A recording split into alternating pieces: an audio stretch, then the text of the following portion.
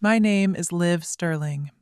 I'm 28 years old, sitting in a glass-walled office overlooking the gray, churning waters of the Charles River in Boston. But part of me is still standing on a rain-slicked driveway in a quiet suburb of Connecticut. 13 years ago, on a brutal, bone-chilling October night that felt like the atmosphere itself was collapsing, my father looked me in the eye and said, "Get out. I don't need a sick daughter like you." I was 15, my cheap cotton hoodie soaking wet and clinging to my shivering frame, with nowhere to go. The reason? My younger sister Maddie told a lie. A calculated, deliberate lie that my parents believed without question, as if her words were gospel and mine were merely static on a broken radio. And just like that, I was erased from the family portrait. 3 hours later, the local police called them to the hospital. I'd been hit by a car near a dark intersection on Route 44. When Dad walked into that hospital room, smelling of damp wool and regret, and saw who was sitting by my bed, his hands wouldn't stop shaking. You can't be here. How did you—" The woman sitting there was Dr. Nora Vance, one of the most respected professors at the State University and a powerhouse in educational equity. She'd found me on the side of the road lying in a shallow ditch and saved my life. That night changed everything. Last month, I stood on stage at my sister's graduation ceremony as the keynote speaker. My parents had no idea I was coming, having spent a decade pretending their eldest daughter was a ghost. Before I tell you what happened when they saw me, when the past finally collided with their carefully curated present, please take a moment to like and subscribe, but only if you genuinely enjoy this story. Also, I'd love to know where you're watching from and what time it is there. Drop a comment below. Now, let me take you back to where it all started. I learned early that in our house, Maddie's tears were louder than my achievements. In the high-stakes, social climbing environment of our suburban neighborhood, optics were everything, and Maddie was a master of the stage. When I was 11, I won first place at the regional science fair. My project on industrial water filtration systems using biomimicry beat out 40 other students. I was so proud. I ran home with a blue ribbon clutched in my hand, the gold foil lettering glinting in the afternoon sun, burst through the door, and found Mom in the kitchen prepping hors d'oeuvres for a neighborhood mixer. "I won!" I shouted, my voice echoing against the white marble countertops. She smiled, hugged me distractedly. "That's wonderful, sweetheart." Then Maddie walked in from dance practice. 8 years old, face red, tears streaming down her cheeks, ruining her expensive leotard. "I messed up my pirouette. Everyone laughed at me. Sarah said I looked like a spinning top." Mom's arms left me instantly, the warmth vanishing as she pivoted. She knelt down, pulled Maddie close. "Oh, baby, it's okay. You'll do better next time.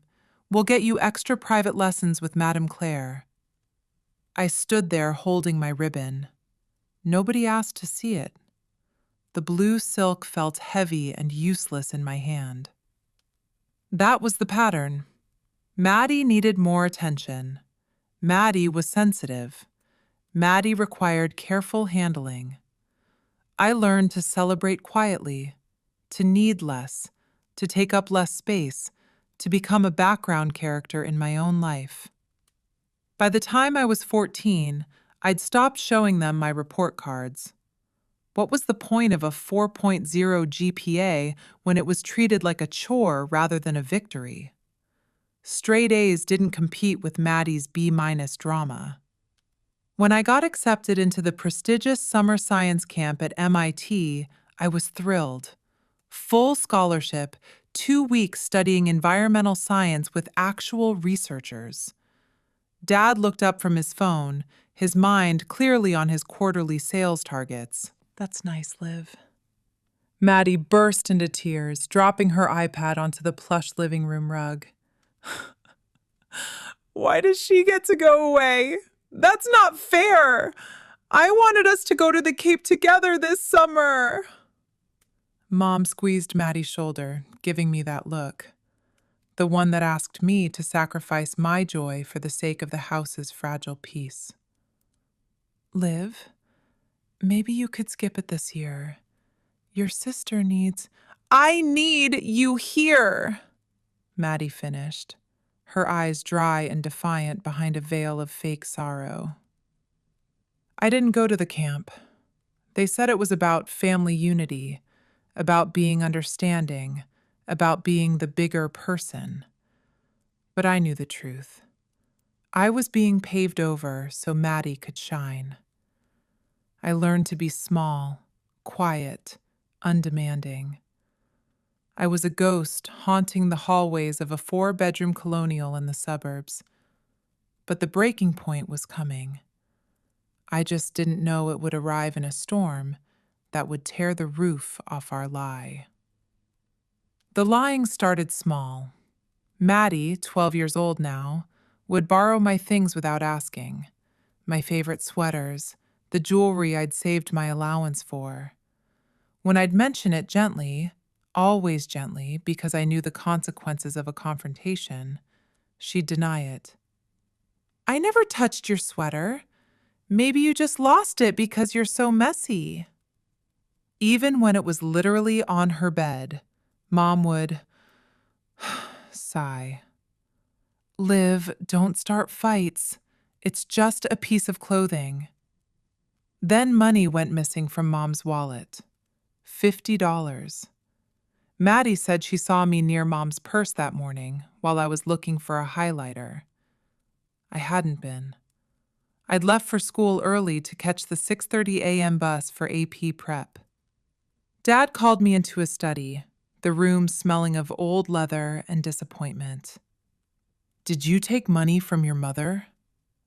No, I didn't. Maddie says you did. Maddie's lying. His jaw tightened, a muscle jumping in his cheek. Don't accuse your sister. But I didn't! Enough! His voice cut through mine like a blade. I'm disappointed in you, Liv. I thought you were better than this. I lost my phone for a month, and the science camp opportunity I'd been promised for the following summer. Gone. We can't trust you with independence right now, Mom said, her voice filled with a cold, clinical pity. Maddie watched from the stairs.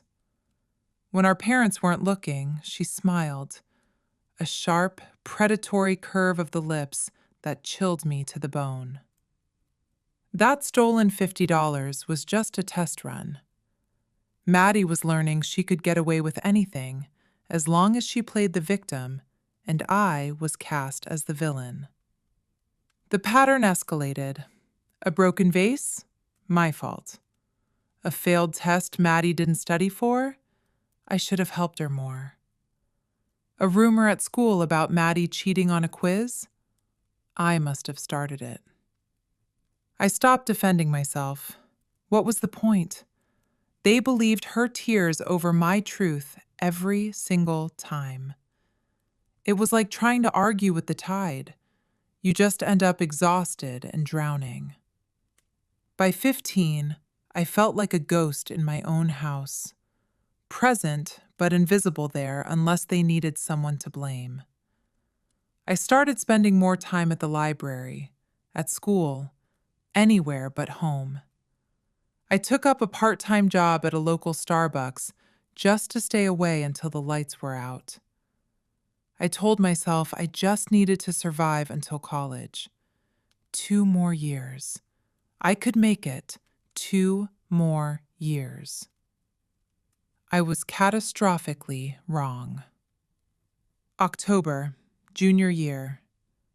Everything felt heavy that week, the air thick with the scent of decaying leaves and impending rain. There was a boy at school named Jake Bennett. He was in my AP chemistry class. Nice guy, varsity soccer captain, but terrible at balancing equations. He'd asked me for help a few times, and I'd stayed after class to explain stoichiometry. That was it. Just homework help over lukewarm Gatorade and periodic tables. Maddie had a crush on him. A massive, obsessive middle school crush. She'd walked past my classroom just to see him. She'd practiced writing Maddie Sterling Bennett in her diary. I'd seen it once when I went to return her borrowed pen. On Tuesday, Jake caught me at my locker. "Hey, thanks for the help yesterday. You really saved my grade on that lab report." I smiled. "No problem. Maybe we could study together sometime for the midterm? There's a quiet corner at the Panera on Main." "Sure. Library works too." "Cool." He walked away, his sneakers squeaking on the linoleum. I turned and saw Maddie 20 feet down the hall, staring, her face pale and her eyes burning with a silent, terrifying rage. That night at dinner, she barely spoke, just pushed food around her plate like she was dissecting a specimen. Mom kept asking if she felt okay. Maddie would shrug, say nothing. I should have known silence from her was more dangerous than her tears. Silence meant she was building something. On Thursday, I had a visiting lecturer in my biology class, Dr. Nora Vance from the State University. She was talking about educational equity research and the socioeconomics of learning. I stayed after to ask questions. She seemed impressed. "You have a curious mind," she said, handing me her card, the paper thick and professional. "Don't let anyone dim that light." I smiled, thanked her. Had no idea she would save my life.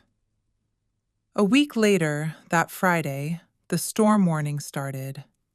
A nor'easter was barreling up the coast, promised to bring 60-mile-per-hour winds and torrential flooding. Everyone was preparing, stocking up, battening down. Maddie still wasn't talking to me, wouldn't even look at me. I remember thinking, at least I'll have the weekend to catch up on homework in peace. I had no idea what she was planning, how she was weaving the wind and rain into her final act. Friday night. The rain started around 6, a rhythmic drumming on the roof that quickly turned into a violent assault. We ate dinner in near silence. The weather alert kept buzzing on Dad's phone. Wind advisories, flood warnings. Everyone was tense. Maddie picked at her pasta. I could feel her watching me.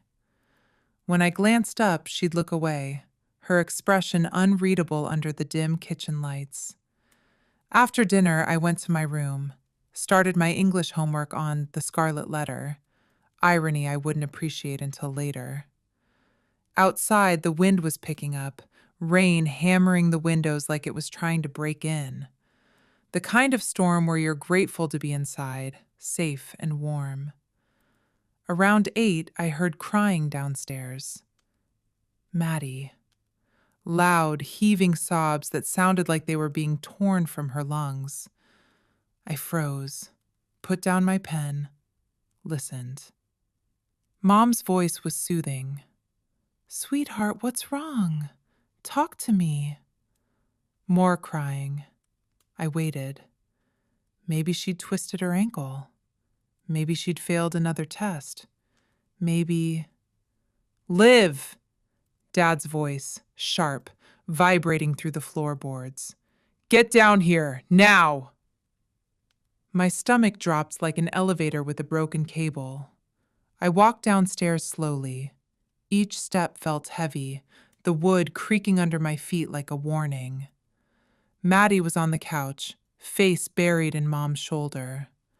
Mom was stroking her hair, her face set in a mask of protective fury. Dad stood by the fireplace, arms crossed, face red against the backdrop of the flickering gas flames. "What's going on?" I asked, my voice sounding small against the roar of the wind outside. Maddie looked up, eyes swollen, tears streaming. She looked at me, and for just a second, less than a second, I saw something else behind those tears. Something cold, calculated, triumphant. Then it was gone. "Tell her what you told us," Dad said. His voice was ice. Maddie's lip trembled. "Why do you hate me so much?" "What?" I stepped closer, confusion blooming in my chest. "I don't hate you." "Then why?" She hiccuped, sobbed. "Why have you been spreading rumors about me at school? About me and Jake? About me being a liar?" The floor tilted. "Maddie, I never—" "Don't lie to her," Mom said quietly. "Just don't." I didn't know what she was talking about, but I was about to find out, and it would cost me everything. "I didn't spread any rumors," I said, my voice shaking with a mix of fear and indignation. "I don't know what you're talking about." Maddie pulled out her phone, hands trembling theatrically. "Then explain this." She showed Mom a screenshot, some group chat, messages I'd supposedly sent. Vicious stuff about Maddie, things I would never say, using slang I didn't even use. But there was my name, my profile picture. "I didn't write those," I said, the blood draining from my face. "Someone's using my account. Maddie, you know I was at work all evening." "Stop!" Dad's voice cracked like thunder, drowning out the storm. "Just stop lying." "I'm not! And Jake," Maddie whispered, her voice a fragile thread. "You knew I liked him. But you've been flirting with him, trying to make me look stupid. He told his friend he thinks you're pretty, and that you said I was obsessed with him. He asked me for help with chemistry, that's all." Maddie's voice rose to a shriek. "You tried to steal him from me, and last week you pushed me on the stairs. Look!" She pulled up her sleeve, a bruise on her forearm, dark purple, ugly against her pale skin. I stared. "I never touched you." "You did! Mom, she did! I didn't want to say anything because I thought maybe she was just stressed." Mom stood up, moved between us as if I were a dangerous animal. "Liv, this is serious. If you hurt your sister—" "I didn't!" "Then how did she get that bruise?" Dad demanded, taking a step into my personal space. "I don't know. Maybe she did it herself." The words hung in the air, toxic and sharp. Maddie's eyes went wide, fresh tears. "You think I'd hurt myself just to frame you?" "Yes!" I was shouting now, desperate, the walls closing in. "Yes, because you do this. You lie. You've been lying about me for years." Dad took another step toward me, his shadow looming over me. "Is this true, Liv? You've been bullying your sister, making her life miserable?" "No, God, no, please, just listen." "I've heard enough." Dad's fist slammed on the mantel, rattling the family photos. "I've heard enough of your excuses." "They're not excuses. Please, just let me explain." "There's nothing to explain," Mom's voice was quiet, disappointed, which hurt far more than the shouting. I thought we raised you better than this. Maddie sobbed into her hands, the perfect picture of a victim in a Greek tragedy. I looked at her, really looked at her, and for a moment, she looked back. And she wasn't crying anymore. Her eyes were dry, calculating, flickering with a dark satisfaction. You're lying, I said, barely a whisper. I'm not, she said, and her voice didn't shake. You are! You made all of this up! Liv, Mom started. She's lying! I turned to Dad. Please, you have to believe me. I would never hurt her. I would never spread rumors. She's doing this because she's jealous, because Jake doesn't like her, because... That's it. Dad's voice went cold, flat, the kind of cold that freezes your blood in your veins. I don't want to hear another word from you. You're sick. Something's wrong with you. The word hit like a slap. Sick. I'm not. You need help. Professional help. But right now, he pointed to the door where the wind was howling through the cracks. Right now, I need you out of my sight. The rain was pounding outside. Thunder shook the windows like an earthquake. Dad, it's storming. There's a flood warning. I don't care. Where am I supposed to go? That's not my problem. His face twisted into something unrecognizable. Get out. I don't need a sick daughter like you in this house. The words carved into me. Sick daughter. Like I was diseased, broken, wrong. I looked at Mom, begging silently. Say something. Stop him. Tell him this is insane. She turned away, adjusting her sweater, kept her arm around Maddie. I grabbed my jacket from the hook, the thin windbreaker that offered no protection. My hands were shaking so hard I could barely zip it. The door slammed behind me, the sound final and heavy like a tombstone. Through the window, I could see Maddie watching me leave. She wasn't crying anymore. She was smiling. The rain hit me like a physical wall, cold, angry, and relentless. Within seconds, I was soaked through, the thin fabric of my windbreaker acting like a second freezing skin. I stood on the porch for a moment, my breath hitching in my chest, waiting. Maybe Dad would come after me. Maybe he'd fling the door open and apologize, say he'd overreacted, that the Sterling name didn't allow for child abandonment in a Category 1 storm. The door stayed closed, a heavy slab of mahogany that now felt like the border of a country that had revoked my citizenship. I started walking, my sneakers squelching as I stepped into the river forming on our driveway. Nowhere to go. Just away. Away from that house. Away from Maddie's lies. Away from parents who believed I was sick.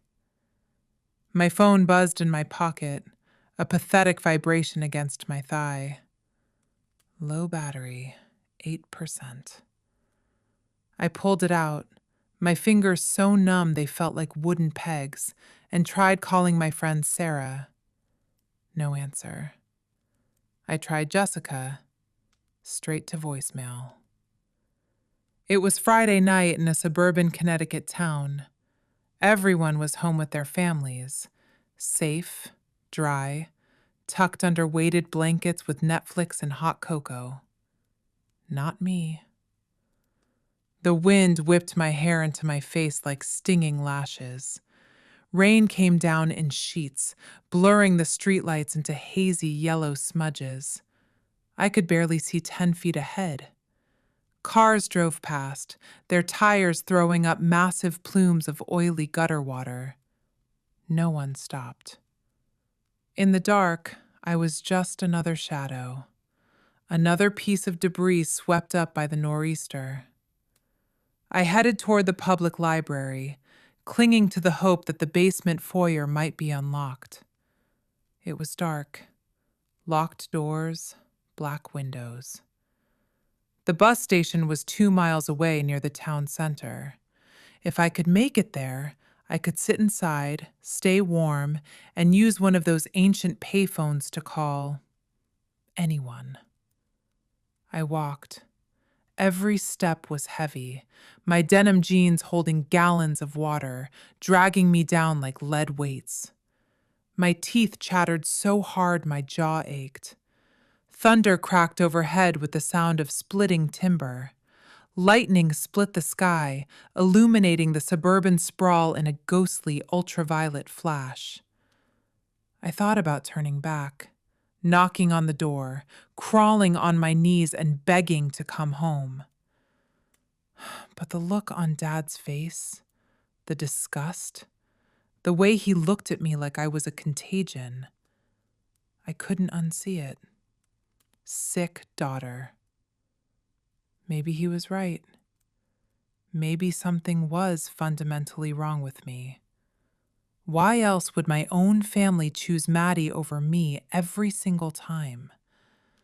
Was there a deficit in my soul that I couldn't see, but they could? The bus station was still a mile away along the edge of Route 44. The rain got heavier, the wind stronger, howling through the power lines like a choir of ghosts. I didn't see the headlights until it was almost too late. I was crossing at an intersection, my head down against the gale. The light was green, I'm sure it was green, but the rain was a silver curtain and the wind was screaming and I couldn't see clearly. The car came out of nowhere. 2 spheres of blinding white light, a horn blaring like a funeral trumpet, and the high-pitched screech of brakes on wet asphalt. I tried to jump back, my muscles sluggish from the cold. I wasn't fast enough. The impact threw me sideways with a sickening thud. I felt my body hit the hood, then the pavement, hard. My head cracked against the asphalt, and for a second, the world turned into a kaleidoscope of red and black. Pain exploded through my skull, white-hot and all-consuming, radiating down my spine until my limbs felt like they belonged to someone else. I couldn't move. I couldn't breathe. Rain poured into my mouth, my eyes, tasting of grit and iron. Everything was sideways. Wrong. I heard a car door slam, footsteps running, splashing through water. Oh my God! Oh my God! A woman's voice, panicked, breaking through the roar of the storm. Sweetheart, can you hear me? I tried to answer. Nothing came out but a wet wheeze. Don't move. Just stay still. I'm calling 911. Her hands were on my shoulder, gentle. The first touch that didn't feel like an accusation in years. Stay with me, okay? What's your name? I blinked, tried to focus. Her face was blurry, framed by dark hair and the flashing amber of her hazard lights. She looked familiar. Had I seen her before? My parents, I managed, my voice barely a whisper against the deluge. Your parents? Okay, what's their number? I'll call them. They don't. I coughed, tasting the metallic tang of blood. They don't want me. Her face changed in an instant. The panic softened into something sharper, a look of intense, scholarly scrutiny mixed with horror. What? They kicked me out.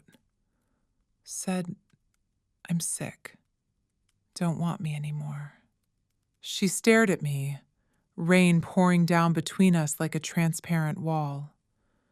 I saw something shift in her expression. Recognition, maybe, or the kind of righteous anger that fuels revolutions. "You're going to be okay," she said, but her voice shook. "I promise, you're going to be okay." Sirens in the distance, getting closer, their blue and red lights dancing in the raindrops. The woman's face was the last thing I saw before everything went black.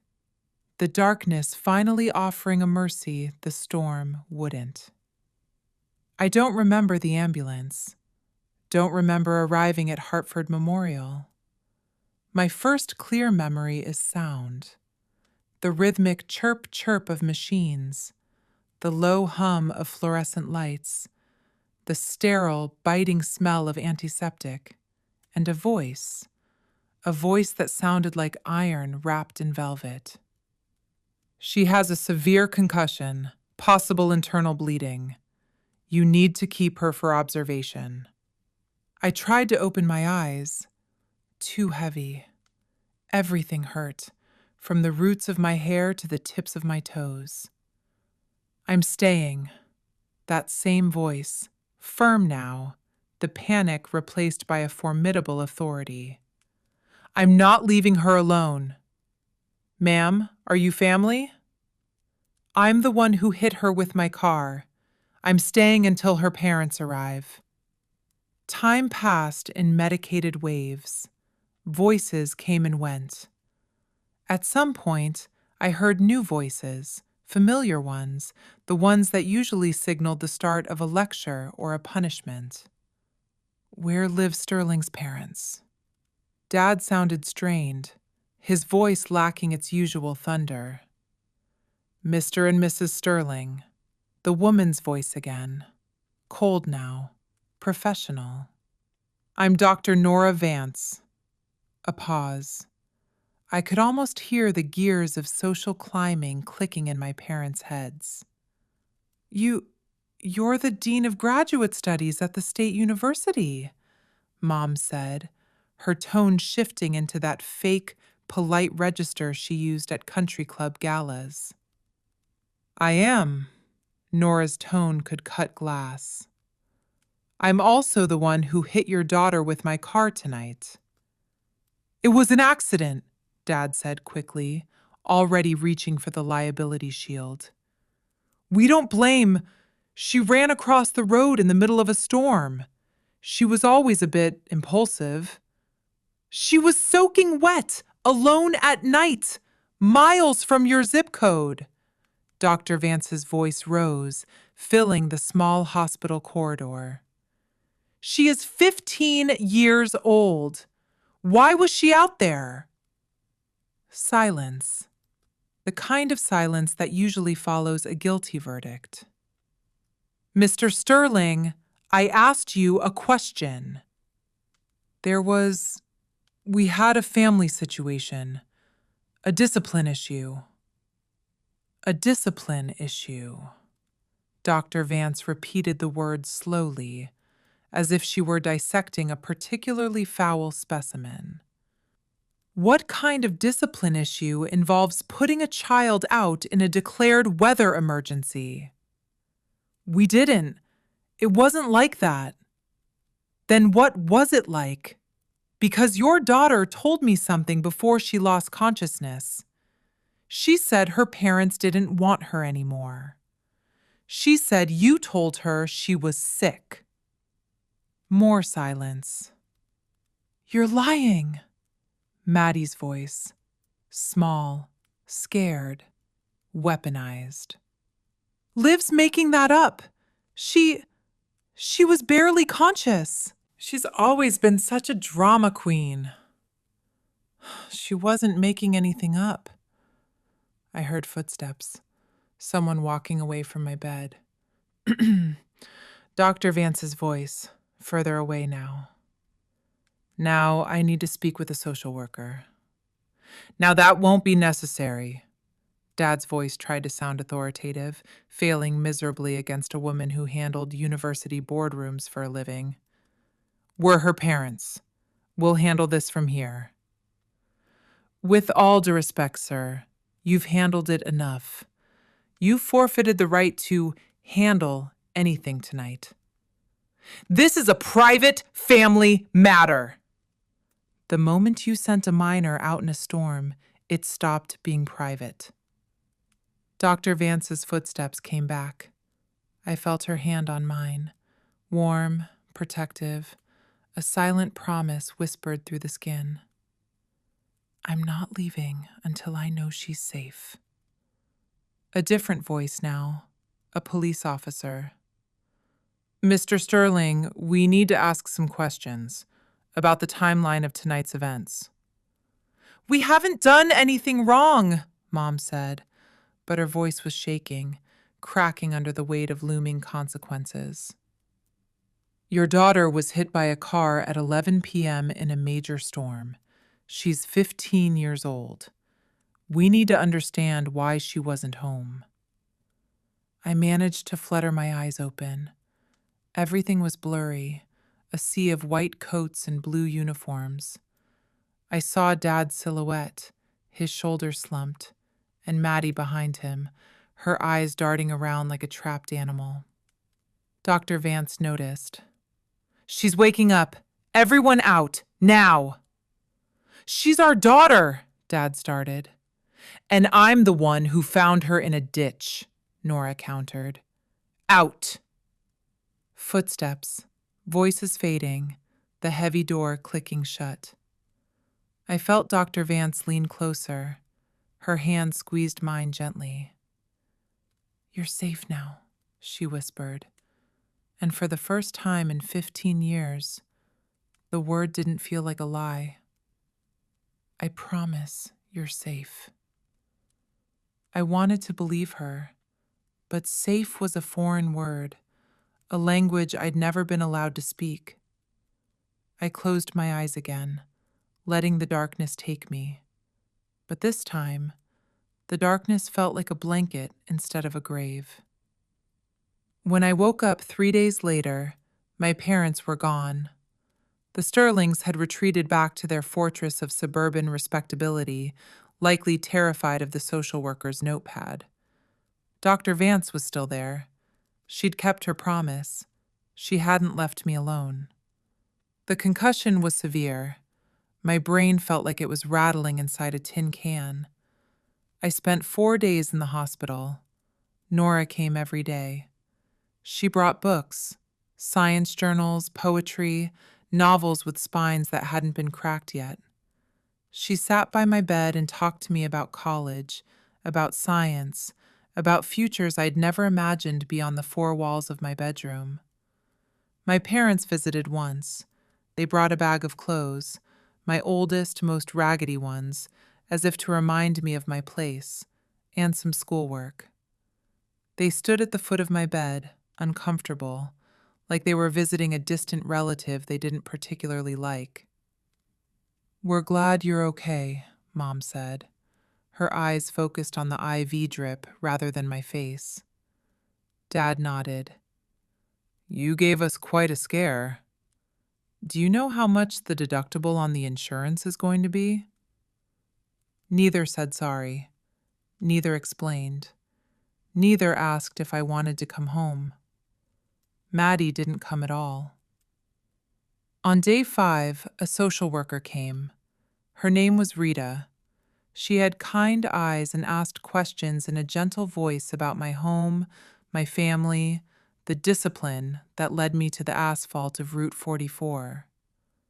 I told her everything. Maddie's lies, my parents choosing her, the words, sick daughter. Rita listened, taking notes with a rhythmic scratch-scratch that sounded like justice. Liv, you have options. You don't have to go back to that environment. Where else would I go? Dr. Vance knocked on the door and stepped in, wearing a sharp blazer that seemed to radiate competence. She could stay with me. What? Foster placement. Temporary until we figure out something permanent. If you want. She looked at Rita. I've already started the paperwork. I have a background check on file with the university and plenty of space. Why would you do that? My voice cracked. You don't even know me. Nora sat on the edge of my bed, her expression softening into something deeply personal. Because someone once did it for me. When I was 17, my family kicked me out because I didn't fit their mold. A teacher took me in, changed my life. She touched my hand. You're brilliant, Liv. You have potential most kids never dream of. Don't let anyone tell you you're sick. Don't let anyone dim that light. I started crying. Big, ugly, racking sobs that washed away the last of the storm water. I'll understand if you want to go home, Nora said softly. But if you want something different, I'm here. I made my decision in that hospital room, surrounded by the smell of bleach and the hope of a stranger. I chose different. 6 months later, I was a different person entirely, rebuilt from the marrow up in a house that didn't require me to be invisible. Nora Vance's home in the historic district of New Haven was quiet, organized, and filled with the scent of old parchment, expensive espresso, and blooming jasmine. It was a sanctuary of books and soft classical music, the kind of place where thoughts were encouraged rather than suppressed. She gave me the guest room, a sun-drenched space with a view of the university's Gothic spires, and told me I could decorate it however I wanted. For the first time, my walls weren't covered in things I thought would please my parents. They were covered in maps, periodic tables, and dreams. I transferred schools, starting fresh at a prestigious prep academy where nobody knew me as the sick daughter or the girl from the Route 44 accident. No one knew about Maddie, about my parents, or the night the world turned into a cold, wet grave. I was just Liv, smart, focused, and finally possessed of enough oxygen to breathe. Nora, she insisted I call her Nora, though in my heart she was already something more, exposed me to a world I'd never seen. We attended university lectures, research symposiums, and dinners with professors who discussed policy, equity, and systemic change as if they were tools for a better world. Education is freedom, she'd say, while we sat on the porch watching the autumn leaves fall. Much different than the night of the storm. Knowledge is power, Liv. No one can take that from you, no matter how many lies they tell. I threw myself into my studies with a ferocity that bordered on the religious. Straight A's weren't just grades anymore. They were proof. Proof I wasn't sick, wasn't broken, and wasn't wrong. I was a high-functioning machine, fueled by the need to show the world that the Sterlings had discarded a diamond, thinking it was glass. Nora taught me about grant writing, about scholarships, and about the invisible systems that either catch kids like me or let them fall through the cracks. You're going to do something important someday, she told me once over a dinner of homemade linguine and arugula salad. Normal, safe, and profoundly healing. I can see the fire in you, Liv. It's not a fire that burns. It's a fire that lights the way. I thought about my old family sometimes, usually in the quiet moments before sleep. I wondered if Maddie ever told them the truth in a fit of late-night guilt.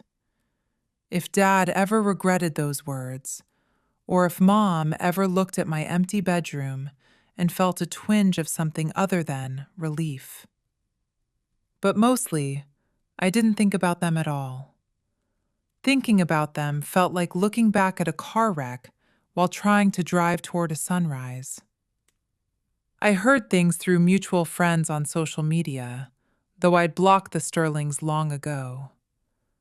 Maddie was doing fine, still the golden child, still the center of attention at her private high school. My parents had removed all my photos from the house, scrubbing me from their history like a stain. Good, I thought. Let them erase me. I'm building something they couldn't even imagine.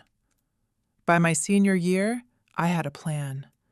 I would major in education policy and social justice. I wanted to build something that would help kids who fell through the cracks, kids whose families failed them just as spectacularly as mine had. College was a blur of Ivy League study sessions, late nights in the library, and slowly, painfully, learning to trust people again. I got a full scholarship to the University of Pennsylvania. Nora's recommendation letter wasn't just glowing, it was a manifesto on my resilience. I wanted to understand systems, why some kids got help and others fell through cracks wide enough to swallow them whole.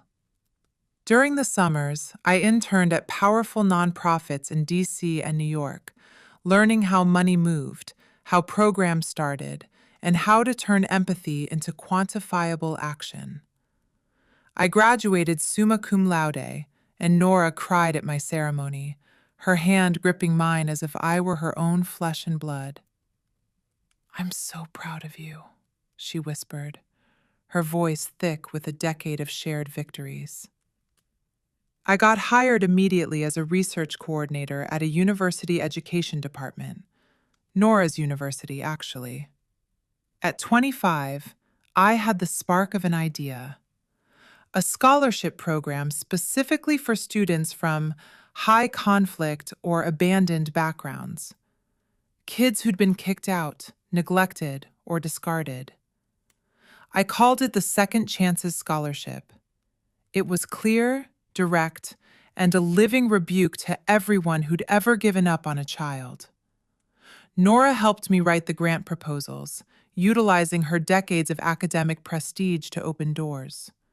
We secured funding from 3 major foundations, launched the program as a pilot, and then watched it explode. By the time I was 27, we'd awarded over $200,000 in scholarships and helped 47 students stay in school, and more importantly, stay alive. The media began to notice. I gave interviews to the Boston Globe and Education Week, always telling my story vaguely. A 15-year-old girl who was told she didn't belong. I never named names. I didn't need to. My success was the only name that mattered. One morning, my colleague David Brooks knocked on my office door, his face lit with professional excitement. "Liv, you're being considered for the keynote speaker at a major spring graduation ceremony." "Which university?" I asked, not looking up from a spreadsheet of scholarship applicants. "Riverside State University." My stomach dropped like a stone in a well. I stopped, breathed, forcing the panic back into the box I'd kept it in since I was 15. "That's my sister's school."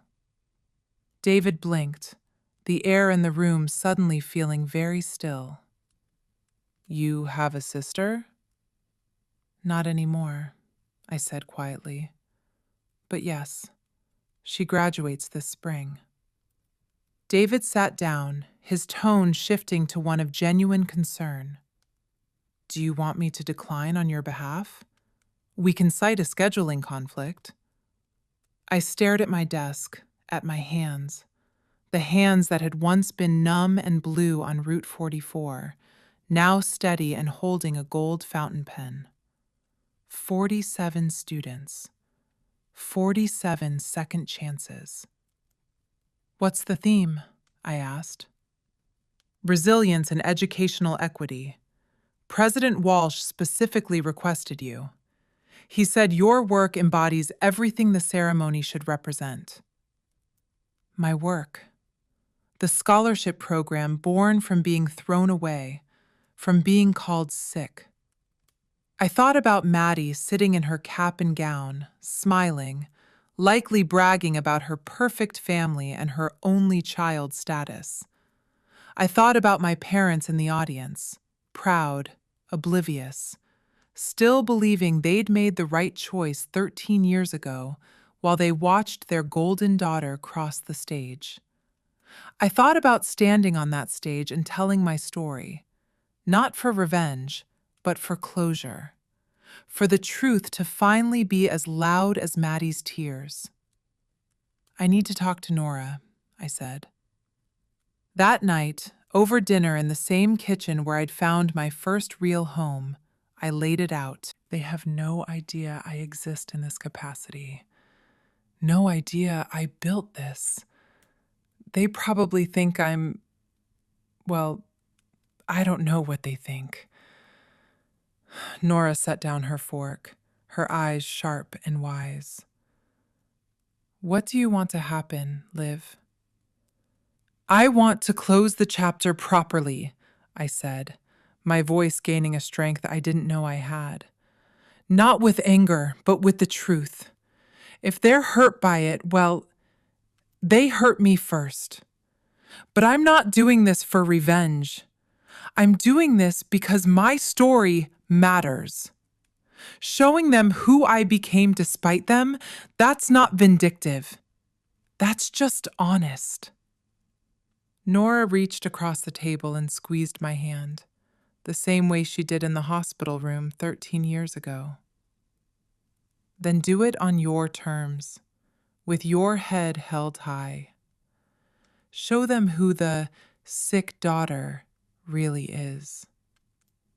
I called David the next morning. Tell President Walsh, I accept. I didn't see Maddie in person, but I heard things. Social media makes ghosts visible, and Maddie's digital life was a curated masterpiece of suburban perfection. Her senior year was documented in filtered Instagram posts and carefully worded LinkedIn updates. Brunches with sorority sisters, study sessions that looked like photo shoots. The perfect American college experience. Can't believe I'm graduating in 2 months, one caption read, accompanied by a photo of her in front of the university library. So grateful for my parents who supported me every step of the way. #blessed, #family first. The comments poured in. You're amazing, so proud of you. Your parents raised you right. I scrolled through her profile once, just once, a moment of morbid curiosity. There were no photos of me, no mentions of a sister. In her digital universe, I had never existed. One post caught my attention. A photo of Maddie at a high-end steakhouse with our parents. Big smiles, wine glasses raised. Celebrating my graduation with the 2 best people in the world. Love you, Mom and Dad. Dad looked older, gray at the temples. Mom looked tired, but they looked happy, proud. I closed the app, the blue light of the phone reflecting in my eyes like a cold fire. Through old acquaintances, people I'd known before the storm, I heard Maddie was excited about the graduation. The keynote speaker is supposed to be really good, one friend posted in a group chat I was still accidentally part of. Some researcher who started a massive scholarship program should be inspiring. Maddie had replied, Ugh, those speeches are always so boring, but whatever, it's my day. I smiled at that, took a screenshot, and saved it. Not for revenge, but for proof that she had no clue what was about to happen. I wondered if she'd recognize me. 13 years was a long time. I'd changed, grown up, transformed from a broken girl into a formidable woman. I guess we'd find out. I wrote my speech over 2 weeks, drafted, revised, cut, and added.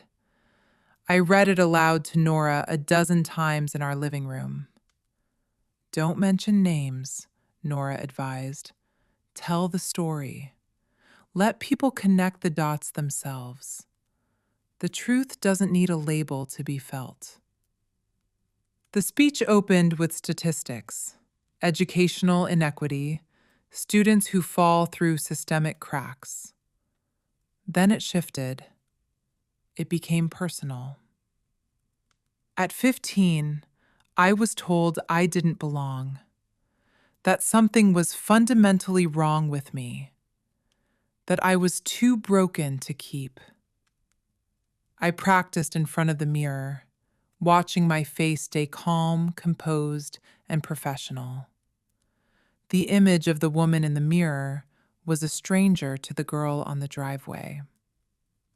But someone saw potential instead of problems, I continued. Someone gave me a second chance, and that changed everything. No tears, no anger, just facts, just truth. David arranged everything: parking, credentials, my name in the program. Liv Sterling, Director of Second Chances Scholarship Program. The night before, I couldn't sleep. I lay in bed staring at the ceiling, thinking about Dad's voice saying, "Sick daughter," and Mom turning away. Was I doing this for the right reasons? Nora knocked softly, coming in with chamomile tea. She sat on the edge of my bed. Second thoughts? Just thoughts, I replied. You're not the girl they threw away, Liv.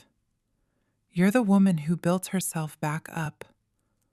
Remember that tomorrow. I sipped the tea. Will you be there? Front row, always. Morning came too fast. I dressed carefully. A navy power suit, professional but elegant. I wore Nora's grandmother's pearl necklace. She'd insisted I borrow it. In the mirror, I looked confident, successful, and entirely whole. I was ready to face the storm I had walked out of 13 years ago. The campus of Riverside State University was a masterpiece of American collegiate pride. Manicured emerald lawns, ancient red brick buildings draped in ivy, and the electric hum of 1,000 futures about to begin. It was a beautiful spring morning, the air crisp and smelling of freshly cut grass and expensive perfume. Students in flowing black caps and gowns were everywhere, congregating in laughing clusters, while families took photos with oversized Class of 2026 banners.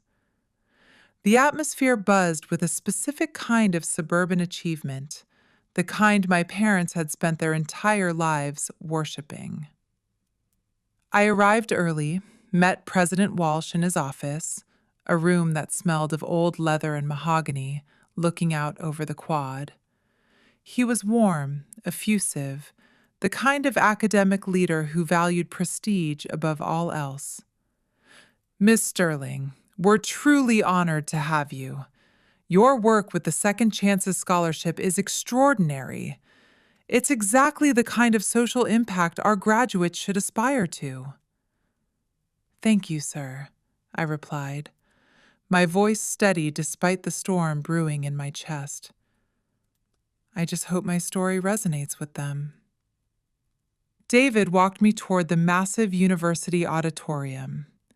Backstage was a controlled, high-stakes chaos. Faculty adjusting heavy velvet robes, staff checking wireless microphones, and graduates peeking through the heavy velvet curtains to find their families in the sea of seats. I took a deep breath, clutching my speech folder.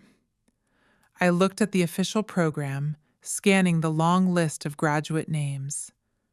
There it was, row 3, Maddie Sterling, Bachelor of Arts in Communications. My heart kicked against my ribs like a trapped bird, but I forced my face into a mask of professional composure. "You okay?" David asked, noticing the way I gripped the edge of the table. "Yes," I said, folding the program. "Just ready. 13 years ready." Nora arrived backstage for a final moment. She wore a beautiful emerald dress that made her look like the royalty she was in the academic world. She hugged me tight, her scent of lavender and old books grounding me. "You've got this, Liv. Remember, you're not the girl in the storm anymore. You're the one who owns the lightning." I smiled, my head held high. "I know." She kissed my cheek and went to find her seat in the front row, stage right, the seat of honor. The auditorium was filling rapidly. I could hear the murmur of hundreds of voices, the collective excitement of families who believed they were there to witness a routine celebration. Somewhere out there, in the middle section, my parents were sitting down. Probably in row 8, close enough to see Maddie's smile, but far enough to remain anonymous in the crowd. They were excited for Maddie's big moment, likely planning the expensive dinner they'd have afterward to celebrate their only daughter's success. They had no idea who the keynote speaker was. David had confirmed the program listed my name, but buried in the small print of the bios. In the world of the Sterlings, people like me, the broken ones, didn't become keynote speakers. President Walsh touched my shoulder. 5 minutes. You're on after the national anthem and my opening remarks." I nodded, breathing deeply, smoothing the fabric of my navy power suit. From the wings, I could see the stage, the podium centered under a bright, unforgiving spotlight. The sea of caps and gowns looked like a dark, restless ocean. It was time. Wait, before I tell you what happened when I stepped on that stage, before the silence of 13 years was finally broken, I need to ask, have you ever been in a situation where your family doubted you, but you proved them wrong? Drop a yes or no in the comments. And if you're enjoying this journey of resilience, please hit that like button. It really helps the story reach others who might be sitting in their own metaphorical storms right now. Okay, now back to the ceremony. This is where everything changed. President Walsh stepped to the podium. The crowd quieted, the rustle of gowns fading into a heavy expectation. "Welcome, graduates, families, and honored guests. Today we celebrate achievement, resilience, and the boundless potential of our students." Applause followed, a polite wave of sound. Our keynote speaker today embodies these values in a way few others can. She has dedicated her career to ensuring that every student, regardless of their family circumstance or past trauma, has access to opportunity. She is a pioneer in educational equity and the architect of a movement. Please welcome the Senior Director of the Second Chances Scholarship Program, Ms. Liv Sterling. The auditorium erupted in polite applause. I stepped into the light, my heels clicking against the wooden stage floor like a countdown. The stage felt massive, the air under the lights hot and dry. Beyond the front row, faces blurred into a sea of black and gold. I walked with measured steps, confident, calm, every inch the successful woman I had become. And then I saw them. Row 3. Maddie. She was wearing her honors cords around her neck, clapping and smiling, turned halfway to whisper something to the girl beside her. Then she looked up. She saw me. Her hands froze mid-clap, the smile sliding off her face as if it had been erased by a sponge. Confusion crossed her face, then a flickering recognition, and finally, a deep, paralyzing shock. Her mouth opened slightly, but no sound came out. She looked like she had seen a ghost rising from a grave she thought she'd sealed forever. Behind her, in row 8, Mom and Dad were still clapping, their faces wearing that generic, proud parent expression. They weren't looking closely yet, just polite audience members applauding a speaker whose name they hadn't yet registered as their own blood. I reached the podium, adjusted the microphone, and looked out over the crowd. Maddie's face was now deathly pale, her eyes wide and staring. Her friend nudged her. "You okay, Maddie? You look like you're gonna faint." Nora sat in the front row, nodding once. Small, encouraging, the only anchor I needed. I gripped the edges of the podium, the wood smooth and solid under my palms. "Good morning. Thank you, President Walsh, for that generous introduction." My voice carried clear, strong, and amplified across the room, vibrating through the very rafters of the building. Dad's head jerked up at the sound of my voice. I saw him lean forward, squinting through the lights, trying to place the tone, the cadence. Mom's hand went to her chest, her fingers clutching her pearls, the same kind I was wearing, though mine were a gift of love, not a badge of status. I smiled, professional, warm, deadly. It's an honor to be here today. Today, I want to talk about resilience. I want to talk about what happens when you lose everything and find yourself anyway. I want to talk about the difference between the family you are born with and the family you choose. The audience was quiet now, leaning in. Let me tell you about a 15-year-old girl. I kept my voice steady, conversational, as if I were telling a fairy tale that was actually a nightmare. She was told she didn't belong. She was told that something was fundamentally wrong with her, that she was sick, too broken to keep, a liability to her family's reputation. Mom's hand gripped Dad's arm so hard I could see the tension from the stage. They were realizing. One night, in the middle of a brutal October storm, she was put out of her house, told to leave, told she wasn't wanted anymore because of a lie so calculated it tore a hole in the universe. Whispers began to ripple through the crowd, an uncomfortable shifting of bodies. She wandered alone in that storm for hours. No phone, no money, nowhere to go. She was a child discarded like trash. She was hit by a car on Route 44. She nearly died in a ditch while her parents were likely tucked into their warm beds. Maddie had gone completely still, her body rigid as a statue. Her face was white, the color of ash. But someone stopped, I continued, my voice softening but losing none of its power.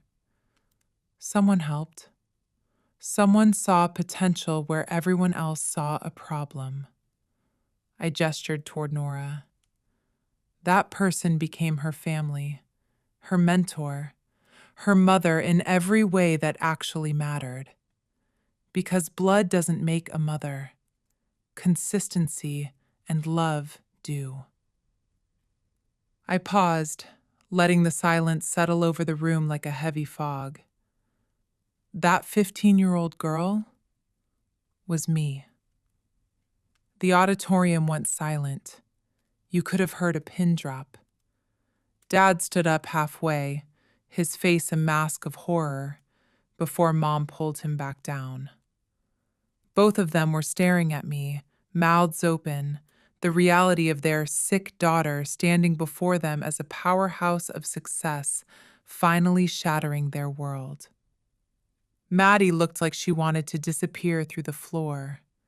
Students around her were whispering, pointing, noticing the identical last names in the program. Her friends looked confused, concerned, already smelling the scent of a scandal. I'm here today because Dr. Nora Vance didn't give up on me when my own family did, I said, my voice echoing. She taught me that rejection isn't the end.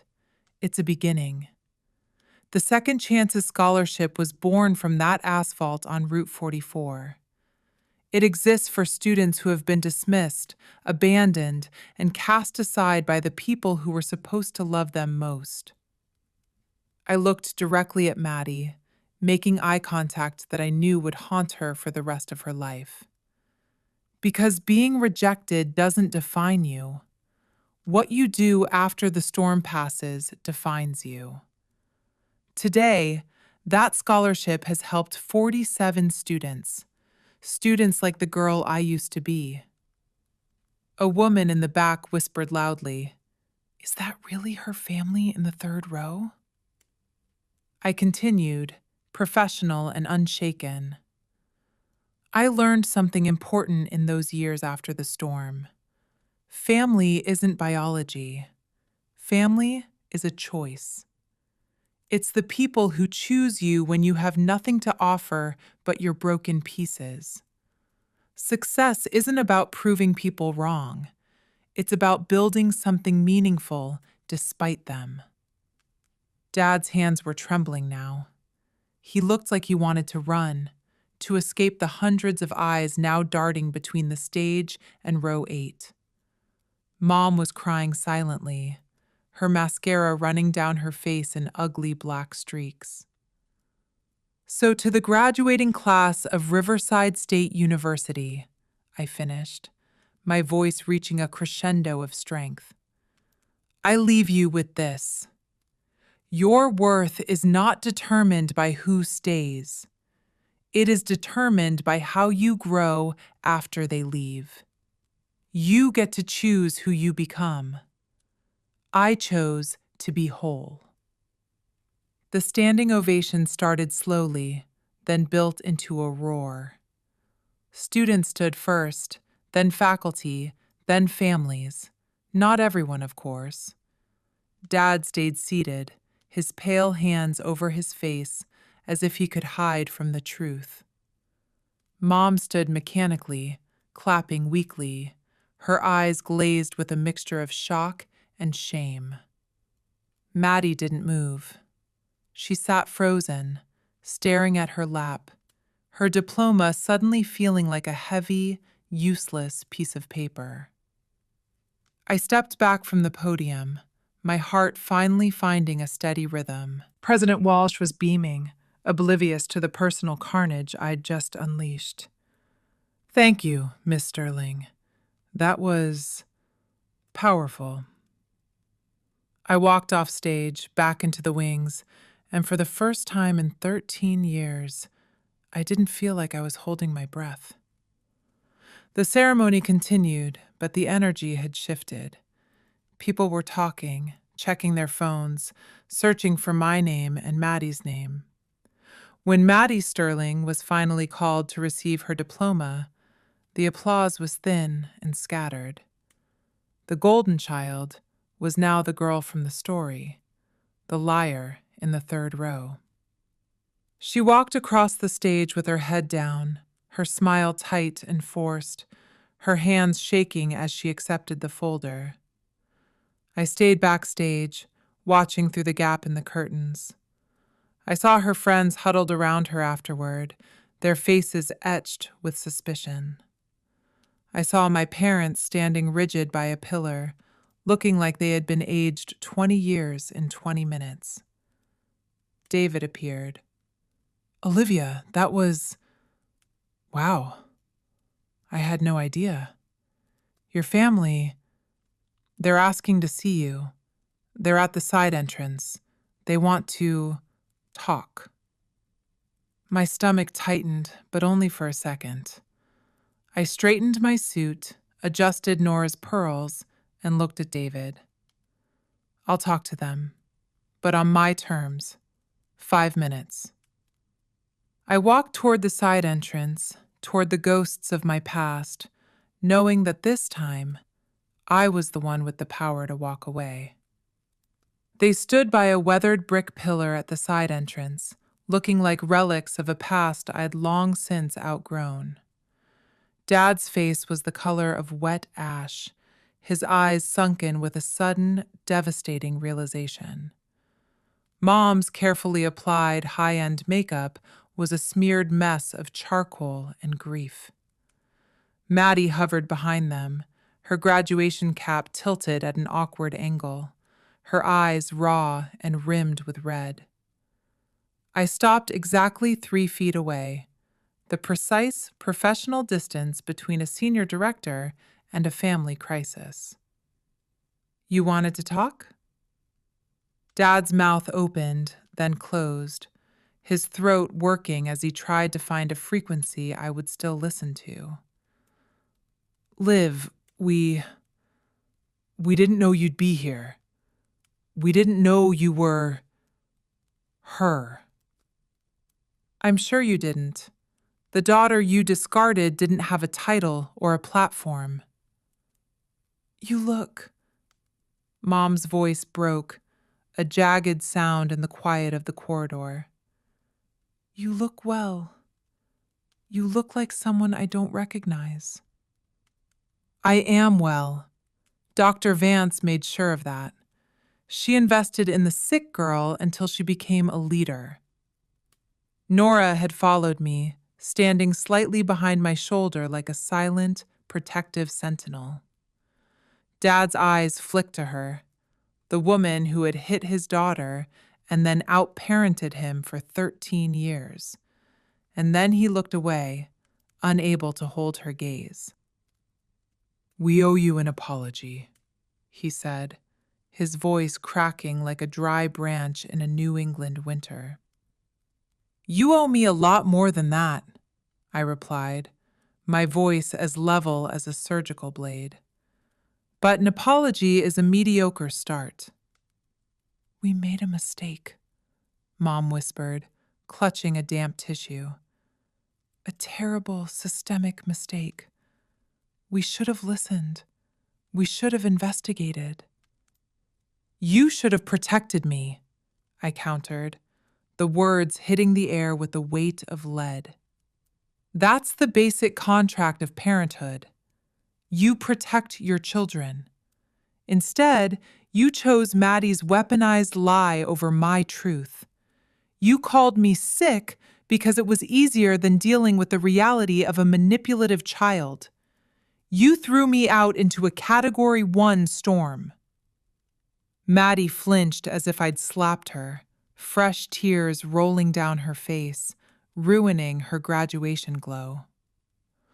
We were wrong, Dad said, his voice finally breaking into a sob. I was wrong. I've lived with the phantom of that night for 13 years. I've regretted those words every single day. Good. The word hung there, sharp and unyielding. Regret is the only honest thing you've offered me in a decade. Can we talk? Mom reached toward me, her hand trembling in the air. Privately? As a family? We can go to that bistro you used to like on Main. We're not a family, I said. And I said it gently, not out of cruelty, but out of a commitment to the facts. You revoked that membership when you slammed the door on Route 44. You made your choice then. I've made mine now. We're done here. Liv. Maddie's voice was quiet, broken, the voice of a girl who realized her stage had just collapsed. I'm sorry. I was 12. I was stupid.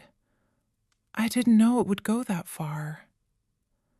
You were old enough to know the difference between a prank and a character assassination, I said, looking her in the eyes. You had 13 years to tell the truth, and you chose silence every single day. David appeared from the auditorium, carrying a sleek, embossed leather folder. Olivia, these are the finalized scholarship applications for the next academic cycle in Boston. President Walsh wanted you to sign off on the funding before you left. He handed me the folder, the official university letterhead, my title in gold foil, and the photos of the 47 students we had saved. Dad's eyes fixed on it, the realization of my power and prestige finally sinking in. You really did all this? You're the senior director? I am. I work with 10 universities now. We've granted over $200,000 in aid to kids who were discarded just like I was. President Walsh joined us then, completely oblivious to the emotional carnage. Ms. Sterling, that was the most impactful keynote we've had in a generation. The board is already talking about a permanent partnership. Thank you, President Walsh. He turned to my parents, beaming with academic pride. Are you Olivia's family? You must be extraordinarily proud. To raise a woman of such moral clarity and professional stature, it's a rare feat. Silence.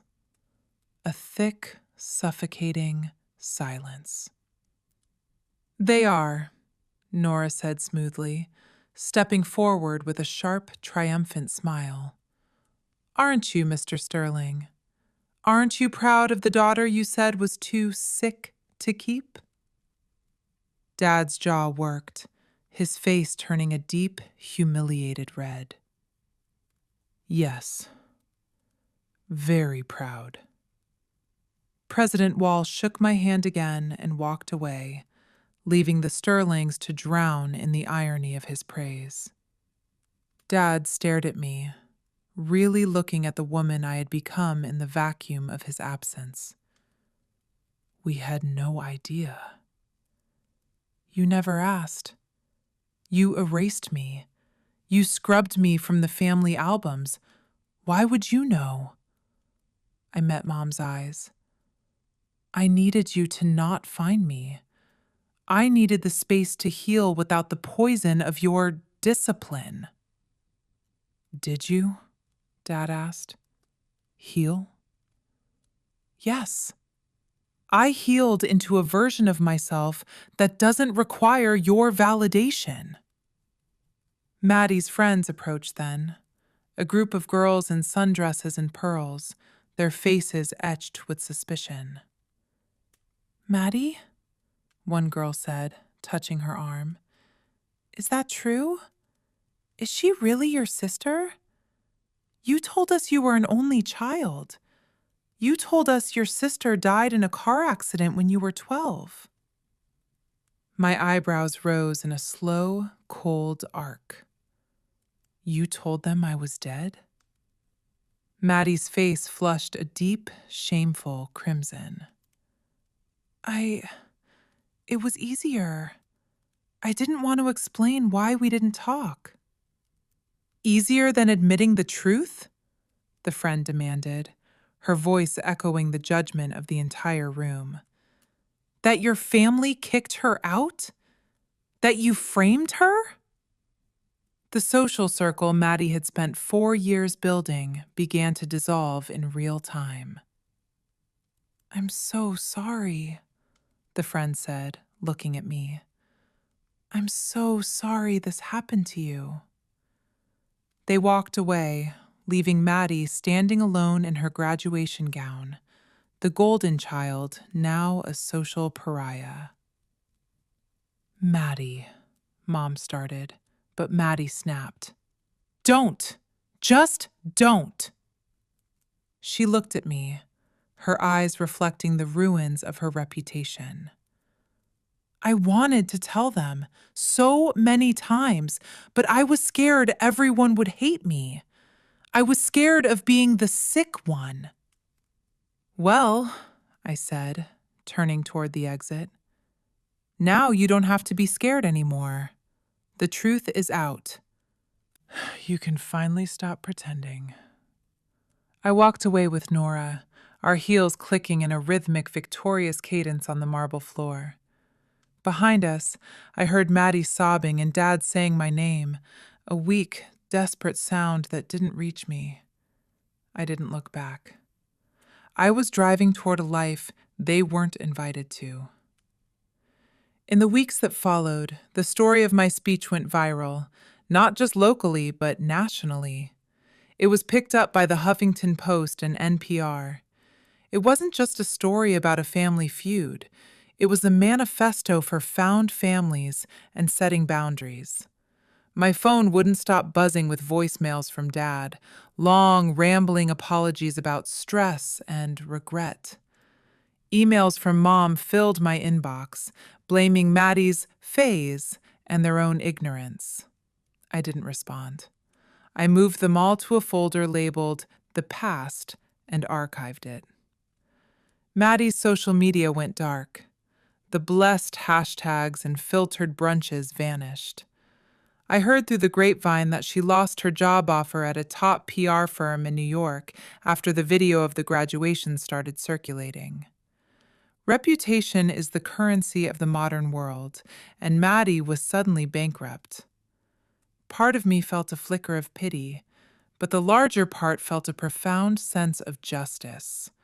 The storm had finally moved houses. 1 year later, Nora turned 60. We threw a gala at the Yale Club in New York City, a room filled with professors, scholarship recipients, and friends who had become my real kin. I stood up to give a toast, the city lights of Manhattan sparkling behind me. To the woman who saw a daughter where others saw a diagnosis, I said, looking at Nora. Thank you for choosing me, every single day, for 13 years. Blood might be thicker than water, but love is stronger than both. She cried happy tears, and in that moment, the girl on the driveway finally felt like a distant, faded memory. I still drive past my old house once a year on October 15th. I park my Audi across the street, look at those suburban windows, and remind myself that I survived. I survived the lies, the cold, and the abandonment. I didn't just survive. I thrived.